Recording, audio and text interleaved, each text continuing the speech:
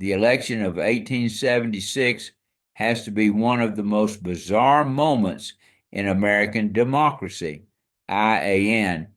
Imagine winning the presidency by just one electoral vote while actually losing the popular vote by 250,000 votes. That's precisely what happened with Rutherford B Hayes. That's such a wild statistic when you think about it, Pappy. The margin was so thin that 20 electoral votes from three southern states were actually in dispute. Well, what's really fascinating is how they resolved it.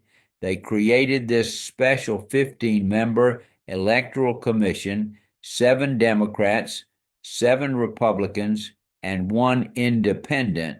But here's the kicker: the independent Supreme Court justice resigned before they could start and was replaced by a Republican. Hmm. And let me guess how that played out with the commission's vote. Every single disputed vote went to Hayes, 8-7, along party lines. But that's when things get really interesting. The Democrats agreed to accept Hayes as president, but only in exchange for what became known as the Compromise of 1877. You know that compromise fundamentally changed the course of American history. The withdrawal of federal troops from the South effectively ended Reconstruction. Exactly right. And here's what's so tragic about it.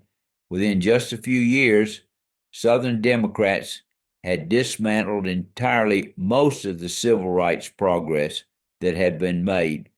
They implemented poll taxes, literacy tests, and other measures specifically designed to disenfranchise African American voters. That makes me wonder, how did Hayes reconcile this with his stated beliefs? Because from what I understand, he was actually quite progressive for his time. Well, that's one of the most interesting contradictions about Hayes. He was a strong advocate for universal education, supported women's rights, and wanted to reform the civil service system. He even appointed several women to government positions, which was pretty revolutionary for the 1870s. The contrast between his personal values and the practical effects of his presidency is really striking. And you know what else is fascinating? Hayes faced the first major national labor strike in U.S. history, the Great Railroad Strike of 1877. His decision to send in federal troops set the precedent for how the government would handle labor disputes for decades to come. That must have been a massive challenge, dealing with unprecedented labor unrest while also managing the aftermath of that controversial election. Oh, absolutely. And get this: in the middle of all this political and social upheaval, Hayes was also presiding over some pretty significant technological changes. He was the first president to have both a telephone and a typewriter installed in the White House. So he was basically dealing with the 19th century equivalent of the digital revolution while trying to heal a divided nation. And here's something else that sets Hayes apart. He announced before he was even elected that he would only serve one term. He actually kept that promise too, which seems almost unthinkable in today's political climate. That's such an interesting point about political integrity. What did he do after leaving office? Well, he went back to Ohio and devoted himself to education and prison reform.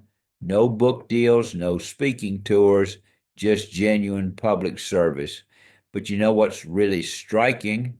Many of the issues from Hayes's presidency still resonate today.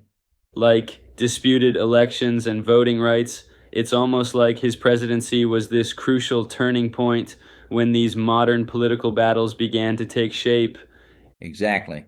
And when you look at his legacy as a whole, it really highlights how presidential decisions can have ripple effects that last for generations.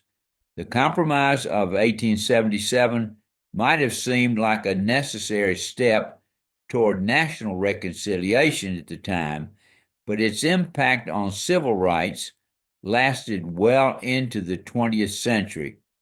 That really brings home the weight of presidential decision making, PAPPY.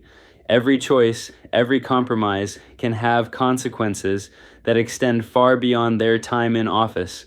And that might be the most critical lesson from Hayes's presidency, Ian, that sometimes the full impact of our decisions isn't clear until long after we've made them.